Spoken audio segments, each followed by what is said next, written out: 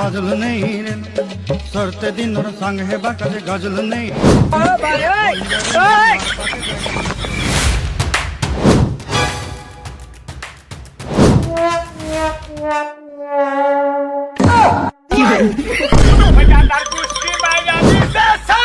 Sir এইবারের মতো মাফ কইরা দেন না স্যার।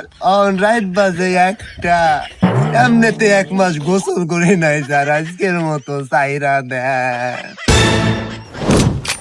যেহেতু তুই 1 মাস গোসল করিস নি, তাহলে এবার তুই 1 মাস গোসল কর। আমি এই বসলাম।